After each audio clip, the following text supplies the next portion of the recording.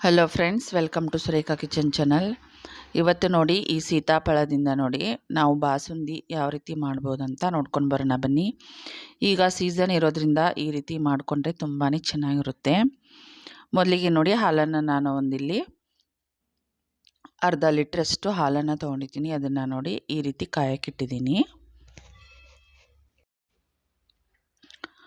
ಈಗ ನೋಡಿ, ಇದು ಚೆನ್ನಾಗಿ ಇದನ್ನು ನಾವು ಸಿಮ್ಮಲ್ಲಿ ಬಾಯ್ಲ್ ಮಾಡ್ಕೋಬೇಕಾಗುತ್ತೆ. ಇದು ಇಲ್ಲಾಂದ್ರೂ ಒಂದು 20 ನಿಮಿಷ ಅರ್ಧ ಗಂಟೆ ಆದರೂ ಬೇಕಾಗುತ್ತೆ ನೋಡಿ. ಇದು ಫುಲ್ ತಿಕ್ಕಾಗಿ ಕಲರೆಲ್ಲ ಚೇಂಜ್ ಆಗೋವರೆಗೂ ಇದನ್ನು ಚೆನ್ನಾಗಿ ಬಾಯ್ಲ್ ಮಾಡ್ಕೋಬೇಕು. ಬನ್ನಿ, ಅಲ್ಲಿವರೆಗೂ ನೋಡಿ ಈ ಸೀತಾಫಲನ ಈ ರೀತಿ ತೆಗೆದು ಬೀಜ ಎಲ್ಲ ತೆಗೆದು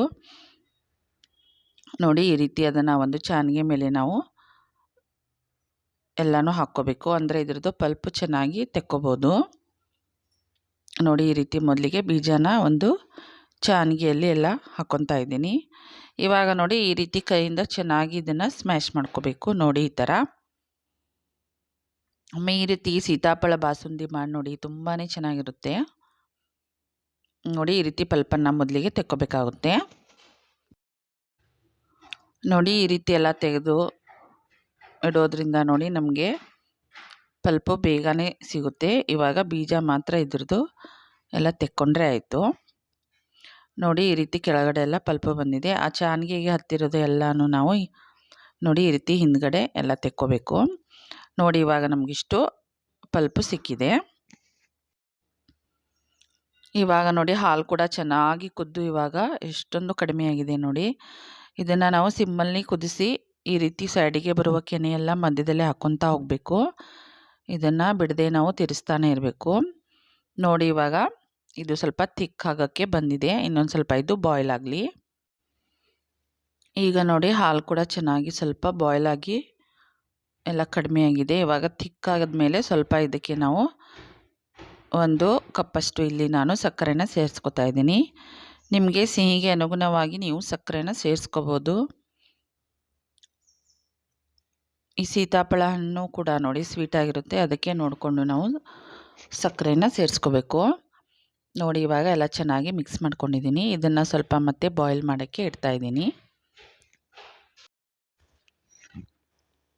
ನೋಡಿ ಈ ರೀತಿ ಮತ್ತೆ ನಾವು ಕೈ ಆಡಿಸ್ತಾನೆ ಇರಬೇಕು. ಮಧ್ಯದಲ್ಲಿ ಎಲ್ಲ ಕೆನೆನ ಸೇರಿಸ್ಕೊತು ಹೋಗಬೇಕು.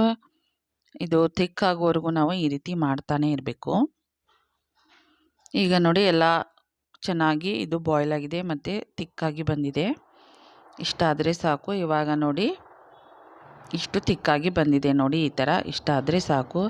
ಇವಾಗ ನಾವು ಗ್ಯಾಸ್ ಫ್ಲೇಮನ್ನು ಆಫ್ ಮಾಡ್ಕೊರೋಣ. ಮತ್ತು ಇದನ್ನು ಸ್ವಲ್ಪ ತಣ್ಣಗಾಗೋಕ್ಕೆ ಬಿಡಬೇಕಾಗುತ್ತೆ. ಇವಾಗ ನೋಡಿ ಎಲ್ಲ ತಣ್ಣಗಾದ್ಮೇಲೆ ನಾನು ಈ ಸೀತಾಫಲದ ಪಲ್ಪನ್ನು ಇದಕ್ಕೆ ಸೇರಿಸ್ಕೊತಾ ಇದ್ದೀನಿ. ನೋಡಿ ಈ ರೀತಿ ಇದನ್ನು ಎಲ್ಲ ಚೆನ್ನಾಗಿ ಈ ರೀತಿ ಮಿಕ್ಸ್ ಮಾಡ್ಕೊರೋಣ. ಈಗ ನೋಡಿ ಎಲ್ಲನೂ ಚೆನ್ನಾಗಿ ಈ ರೀತಿ ಮಿಕ್ಸ್ ಮಾಡ್ಕೊಂಡಾಗಿದೆ. ನೋಡಿ ಈ ಥರ ನೋಡಿ ಎಷ್ಟು ಚೆನ್ನಾಗಿ ಕಾಣ್ತಾ ಇದೆ. ಟೇಸ್ಟ್ ಅಂತೂ ತುಂಬಾ ಚೆನ್ನಾಗಿ ಬರುತ್ತೆ. ಹಾಗೆ ಯಾರೆಲ್ಲ ಹೊಸದಾಗಿ ನಮ್ಮ ವಿಡಿಯೋನ ನೋಡೋರು ಪ್ಲೀಸ್ ಸಬ್ಸ್ಕ್ರೈಬ್ ಮಾಡ್ಕೊಳ್ಳಿ ಮತ್ತು ಬೆಲ್ ಐಕನನ್ನು ಪ್ರೆಸ್ ಮಾಡೋದನ್ನು ಮರಿಬೇಡಿ. ಈಗ ನೋಡಿ ಕೊನೆಯದಾಗಿ ಇದಕ್ಕೆ ನಾನು ಸ್ವಲ್ಪ ಡ್ರೈ ಫ್ರೂಟ್ಸ್ನ ಸೇರಿಸ್ಕೊತಾ ಇದ್ದೀನಿ. ಬಾದಾಮು, ಗೋಡಂಬಿ ಮತ್ತು ಪಿಸ್ತಾನ ಈ ರೀತಿ ಕಟ್ ಮಾಡಿ ಸೇರಿಸ್ಕೊತಾ ಇದ್ದೀನಿ. ಇದನ್ನು ಬೇಕಿದ್ದರೆ ಸೇರಿಸ್ಕೋಬೋದು, ಇಲ್ಲಾಂದರೆ ಹಾಗೇನೂ ಬಿಟ್ಕೋಬೋದು. ತುಂಬಾ ಚೆನ್ನಾಗಿರುತ್ತೆ ನೋಡಿ. ಪೂರಿ ಚಪಾತಿಗಂತೂ ತುಂಬಾ ಚೆನ್ನಾಗಿರುತ್ತೆ.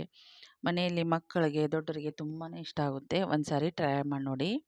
ನೋಡಿ ಈಗ ನಮ್ಮ ರುಚಿಕರವಾದ ಸೀತಾಫಲದ ಬಾಸುಂದಿ ರೆಡಿಯಾಗಿದೆ. ಈಗ ನೋಡಿ ಈ ಬಾಸುಂದಿನ ನಾನು ಒಂದು ಬೌಲ್ಗೆ ಸರ್ವ್ ಮಾಡ್ತಾ ಇದ್ದೀನಿ. ನೋಡಿ ಎಷ್ಟು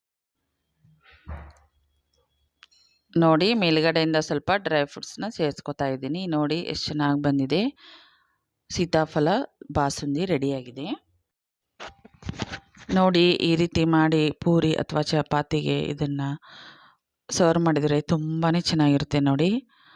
ಹಾಗೆ ಯಾರೆಲ್ಲ ಹೊಸದಾಗಿ ನಮ್ಮ ವಿಡಿಯೋನ ನೋಡೋರು ಪ್ಲೀಸ್ ಸಬ್ಸ್ಕ್ರೈಬ್ ಮಾಡ್ಕೊಳ್ಳಿ ಮತ್ತು ಬೆಲ್ ಐಕನನ್ನು ಪ್ರೆಸ್ ಮಾಡೋದನ್ನು ಮರಿಬೇಡಿ. Thank you.